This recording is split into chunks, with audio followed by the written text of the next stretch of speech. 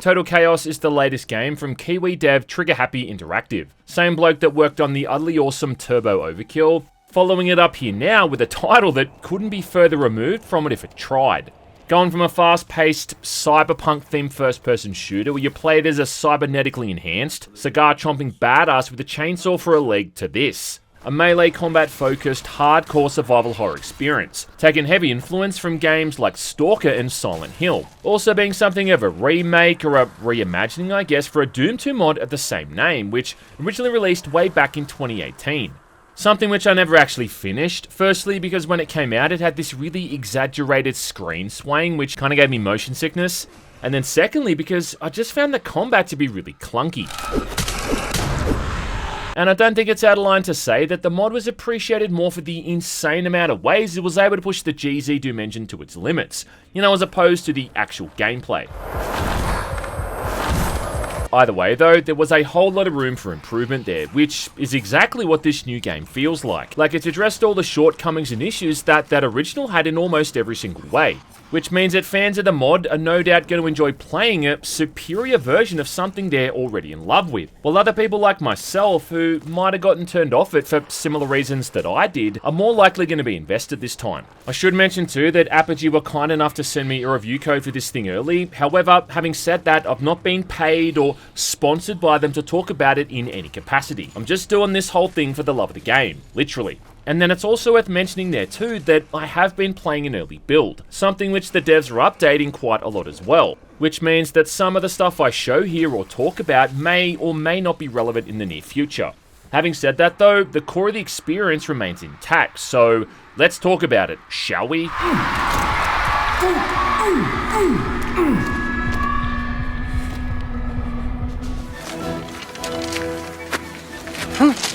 You ever find yourself replaying a game and then suddenly you feel like you just don't want to have to go through all that grindy stuff again? Yeah, well, today's video sponsor, Wand, is able to help with that. But what is Wand? Well, I'm so glad you asked. Wand is a really handy desktop app with easy to use tools that lets players customize their gaming experience, with support for over 3,500 titles such as Megabonk, The Outer Worlds 2 and Red Dead Redemption 2. With the app automatically finding these games in your library, allowing you to use these tools right away. And then after simply pressing Alt and W, you can toggle things like customized difficulty modes, you can give yourself XP boosts, or even use helpful maps to find collectibles and other items. Recently, for instance, I did like my 50th playthrough of Vampire the Masquerade Bloodlines, and using Wand, I was able to give myself things like unlimited blood and ammo, along with extra cash and experience points, which meant I could test out different builds all with the press of a button.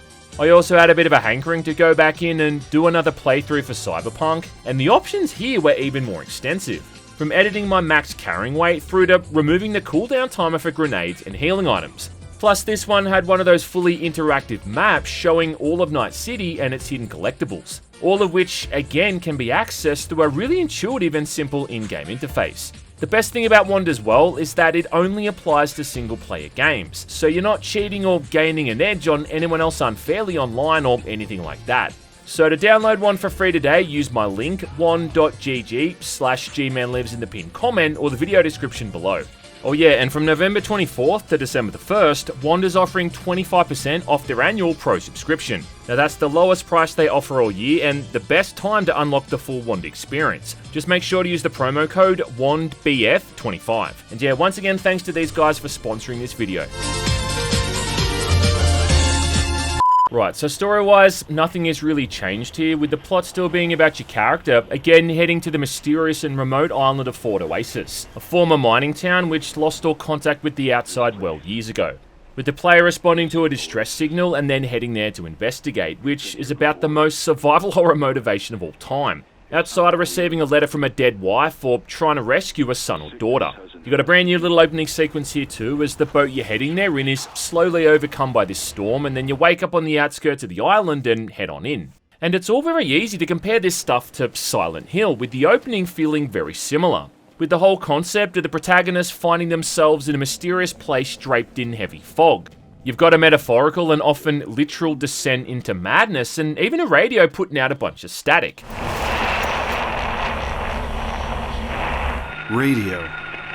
What's going on with that radio?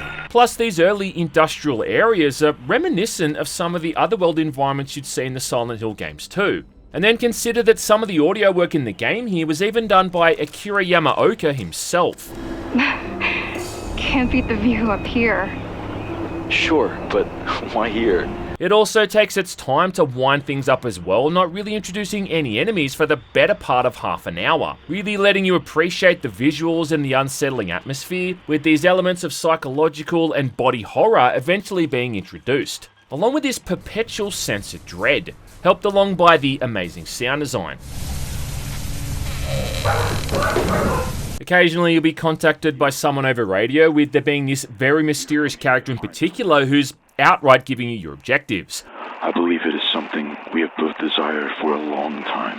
And you also run across someone else in person, but this is mostly a solitary journey. It's just you in this nasty, nightmarish world that really keeps presenting more questions than it does answers.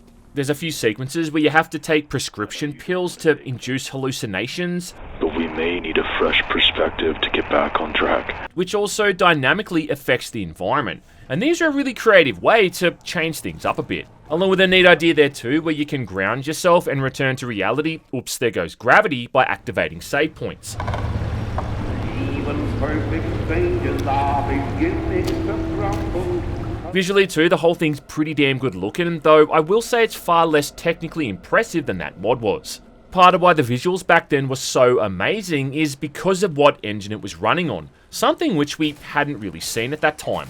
This version, however, runs on the Unity engine, and while, yeah, it does look pretty good, you would almost kind of expect that, given the capabilities it has over the GZ Doom engine. Still though, it is packed with some really photogenic moments and great looking backdrops, along with those more subtle effects with the pieces of fabric and other cloth elements caught in the wind. And there's a storm at one point that looks amazing.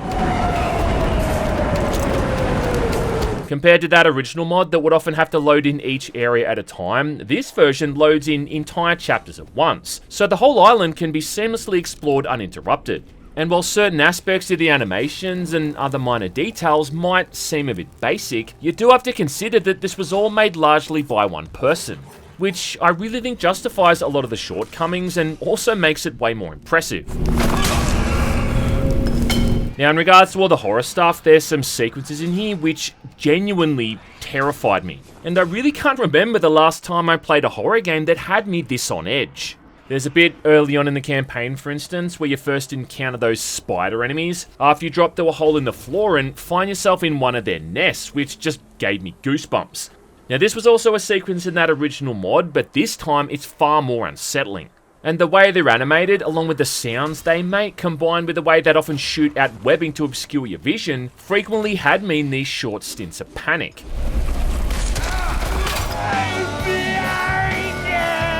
Kind of remind me a lot of encountering the Trites for the first time in Doom 3, and how those things literally had me break out into a cold sweat.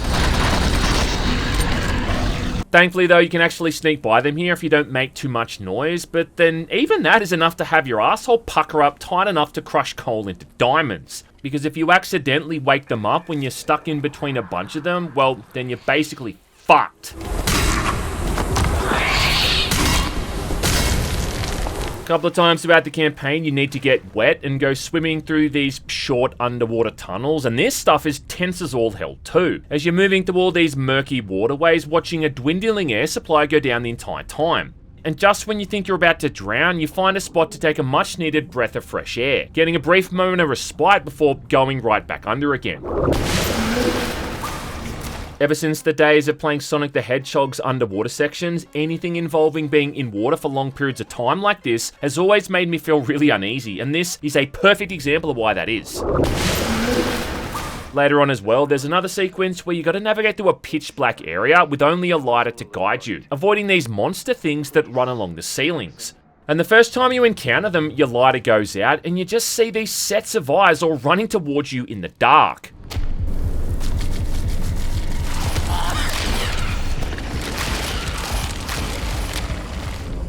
Bullshit! You've then got to crouch underneath them, along with trying to avoid these random jets of air coming out of these nearby damaged pipes, because if you're not careful, they'll blow the flame out.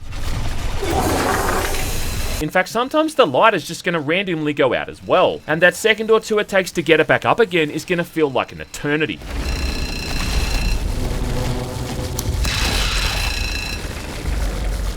Even later on after this, there's a sequence inside this large labyrinthian library, avoiding this monster that hunts you down here too, causing you to seek refuge in the nearby rooms, and it's again handled brilliantly, with effective sound design letting you know when this thing's coming after you, and just enough of these little havens you can hide in so you can escape it.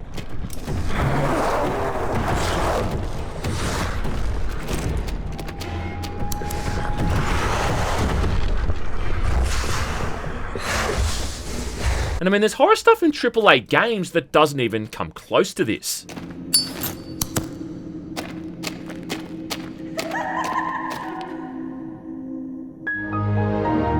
Now, as for the combat stuff, Total Chaos sure has a lot of things for you to kill here, and what forms the absolute majority of the gameplay loop is a system focused primarily around melee, using things like axes, sledgehammers and shivs to fend back all these horrific creatures on the island. Plus, of course, it also has a lead pipe, because what kind of Silent Hill-inspired survival horror game would it be without it? A lot of which can be created from scratch by using the dozens of components you frequently come across throughout the environment. Like putting a knife on the end of a pole to make a spear, or sticky tape around a bunch of jagged metal to make a shiv. Yeah, about all it's missing is a board with a nail in it. He's got a board with a nail in it! Then you can combine these with other items to improve them even further, like adding nails or barbed wire to something to increase the damage it does, or duct tape to something to make it more durable. And this is important because weapons frequently break apart after being used too often, really encouraging you to keep making stuff on the fly. Even basic items can be combined too, like chuck a bunch of rags inside a bottle of alcohol, then you've got yourself some bandages. Or replace that alcohol with lighter fluid and suddenly it's a Molotov cocktail. With the combat, you've got a primary attack, and then with some of the weapons, also a more damaging charged up heavy attack. With common enemies like the brutes having these highly telegraphed attacks of their own, which can now be parried. Compared to the mod where you had to whack someone and then just try to back off again before they could retaliate. And this alone vastly improves the combat, really removing that frustration element of taking a bunch of cheap hits in the original. You can still throw objects like bricks, rocks, and empty bottles, which this time not only damages enemies, but also knocks them back and stuns them, which is again a very crucial mechanic, considering doing this leaves them wide open for free hits, making it another massive improvement on how the melee feels overall.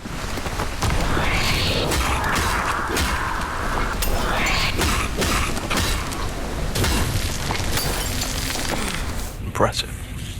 Very nice. Even weapons can be thrown at enemies now too, even often lodging into their bodies, and for certain enemy types this is almost a necessary mechanic. Like with the splitters for instance, throwing a pickaxe into that gaping mouth hole now renders its primary attack useless, forcing it to use its much weaker arms instead. Or throw a brick at them and they'll choke on it for a bit before barfing it back up. There's a few other neat ideas in here too, like throwing flammable liquid at enemies near open flames is going to cause them to be lit up on fire. And about the only bummer there is that this mechanic shows up so rarely. My only real main complaint is that the crafting and the recipe system can be a little bit unintuitive, especially the recipes which just show these literal scribbles and scrawlings of all the different components you need for each item. And although it does seem kind of cool as like an immersive way of integrating it, as if you've come across someone's long forgotten scribblings, I don't know man, I just actually prefer a more simple interface that flat out tells me what items I need to make what. Overall though, it's a mostly solid system, and there is something kind of awesome about picking up all these scraps of shit you find lying around and then turning them into makeshift weapons. All to beat back these horrific looking abominations that are pure nightmare fuel.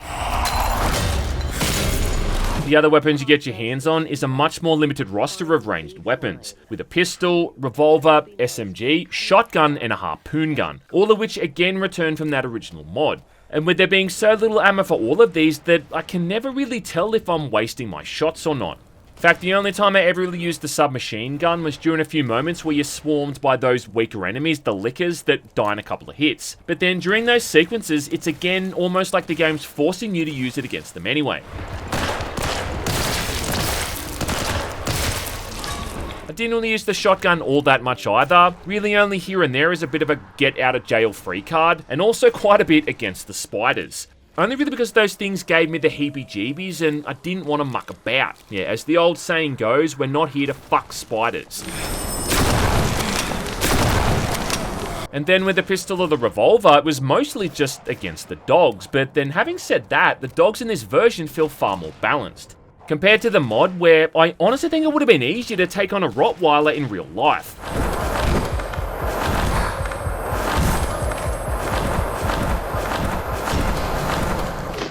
What an asshole. So, outside of some key sequences like boss fights, you're never really forced into using any of these weapons anyway. And a big component of the overall gameplay is trying to decide what you actually need to bring with you. Especially seeing as something like the harpoon gun takes up so much inventory weight, when all it really seems to do is stun the enemies, something also easily accomplished by throwing a brick at their face. I will say as well that as improved as the combat is, it is still rife with a couple of things that bring my piss to a boil. Like the return of those annoying floating torso things, the drifters, with that electrical attack that really just reminds me of the Lopers from Return to Castle Wolfenstein. And again, like they're not fun, clever, or challenging, they're just fucking annoying.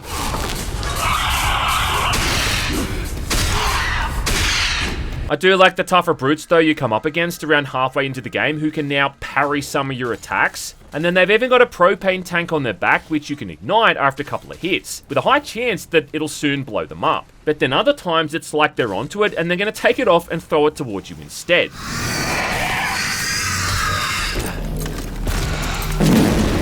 Overall though, all of this stuff is a vast improvement over the original, which is all it ever really needed to be. And anyway, like if you're still finding any of this stuff too easy or too hard, there's alternate difficulty modes they've added in to accommodate that, including a so-called tourist mode, which even removes things like weapon durability. You suck! I think the real horror element in this game though, it ain't the combat, man, it's all the inventory management, and you'll very quickly realize that this game ain't mucking about when it comes to that. For instance, there's no item boxes or anything like that here at all, which means you're forced to make the frequent and often tough decisions of which items you actually need to take with you. Which does make it kind of annoying though, when like I'd get rid of the pistol for instance, having never seen any ammo for it, only to then find a bunch of it in the level right after that. The inventory system is real time here as well and doesn't artificially pause the game, preventing you from just bringing it up during combat and magically healing yourself of all wounds. It all just feels very Stalker inspired with a very similar looking interface too. Not to mention you've got things like hunger and bleeding to consider, with food items and bandages being responsible for keeping both of those under check. You can even find a gas cooker a few times throughout the campaign as well, that can cook food and improve its benefits, which was a mechanic from one of Stalker's more popular mods. Along with having a carry limit that slows down your movement speed and reduces your overall stamina when you're carrying around too much crap. Even some of the enemies you encounter are visually similar to the anomalies in Stalker. But the most common element that Total Chaos shares here is the bleeding status, which almost feels verbatim to that same mechanic in the Stalker games.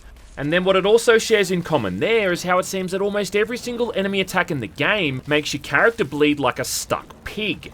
Even the healing system is pretty unforgiving there too, with the main and fastest way to get your health back being from either stim packs or medkits. Now, you've got 6 health bars and the basic medkits restores 3 of these, whereas a stim pack only restores 1, which sounds fine. However, using stim packs while restoring a single health bar is also going to cause hunger and bleeding, the latter of which is going to cause your health to just drop off again. You can craft other stim packs for yourself using combinations of green, red, and blue compounds, and even with these, it's the same deal. For instance, one of the crafted syringes that gives you a burst of energy also causes extreme hunger. And then even the one you can craft using those much harder to come by green compounds may restore 4 health bars, but then also causes heavy bleeding. Seriously? Other supposedly helpful items like steroids comes with the downside of a massive hit to your health. Yes, steroids, something famously known for making someone feel feeble and weak. And it does leave me wondering, like, what is the purpose to some of these items? I mean, if almost every single one of them comes with a negative affliction that almost outweighs the benefit of it to begin with, like, what is the point to taking them? I don't know, I guess the defense there is that they're trying to make the game world seem crushing and overbearing, like you're in a constant state of torment or something. But I don't know, man, like essentially being punished for healing just seems a bit odd. Like imagine if they did that in Resident Evil, for instance, where every time Leon or Chris took a red and green herb, it'd make their health slowly drop off. No thanks, bro. And yes, I know that this was the way that it was in that original mod, but it is one of the weirdest aspects that doesn't seem like it's been improved upon. And I've got enough stuff to worry about when playing this game and being attacked by creepy looking spiders to not worry about bleeding out from using a stimp pack. What I find even more perplexing though is how there's no death animations in the game at all. And whenever you lose all your health and die, the screen just fades to black. I can't see shit! Your character doesn't scream or anything, it just slowly fades out before you see the menu to load in a save file. And yeah, it's not like survival horror games are ever known for showing your character meeting a grisly demise if they're killed, is it? Oh wait. And it's doubly weird too, considering all the amazing little animations and cutscenes that were in Turbo Overkill. Some of which were arguably unnecessary little interactions that Johnny would have with random grunts and other NPCs, but all of which were awesome and really elaborate. And yet here, like despite all these horrific looking monsters which would no doubt devour the player in their own unique ways, we don't get to see any of that, you know, we instead just get presented with a black screen. What a shame. That's a damn shame. I do want to say as well that as much as I love some of the horror moments in the game, I did find some of them to be kind of annoying. Like a new bit early on here where you need to run around in the darkness avoiding a monster that's hunting you down, while juggling fuses around different circuit boxes to access these locked areas. Now, this thing was originally the first boss in the mod, so I guess what we're getting here is essentially a new series of encounters that's trying to flesh it out a bit more, I guess. Only, all you're really doing is running away, you're hiding in darkened corners as it patrols back and forth, while you swap fuses around and flip levers, which kind of feels like something out of one of those cheap horror games you'd see on Steam. I will admit though that compared to this same sequence in the mod, which had you having to take on a couple of dozen lickers, this is by far superior. Fuck you! There's another returning sequence where you're up against the Widow, which is a creature that only moves when you're not looking at it, which means you got to constantly watch it as you're moving around, walking backwards so it can't sneak up behind you. And yeah, like, I get it, it's the whole SCP-173 / Weeping Angels trope all over again. The only issue is that you've got to keep your eye on it, but also navigate an area you've never been to before.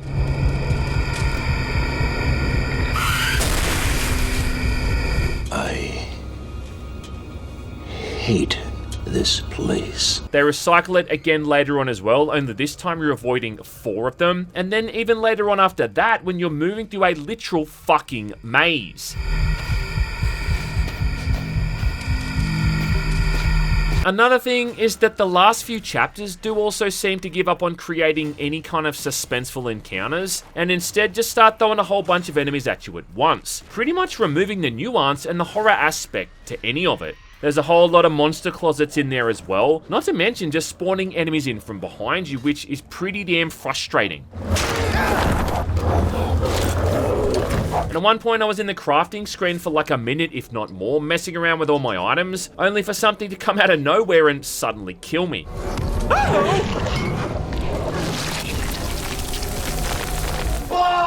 If nothing else though, the whole thing is very singular in its vision. And that's the main takeaway I get when I'm playing this, is that it's very clearly the kind of game the developer Sam wanted to make. I mean, the original Doom mod might have been a bit sloppy in certain areas, but this updated version ultimately feels like what he probably wished he could have made from the beginning, and it's far more honed and way more of its own thing than the mod was. Got your ass. So yeah, like while I might have my issues, I can't overlook the fact that this really is one bloke's labour of love, and to be honest, a pretty damn good one. If you follow my requests, I will take you to what it is that you desire. It's obviously only really going to appeal to a specific demographic of survival horror fans, but the people who can appreciate what Total Chaos is going for are going to be more than pleased here. So yeah, go out there and buy it now, bitch. Hurry, get in!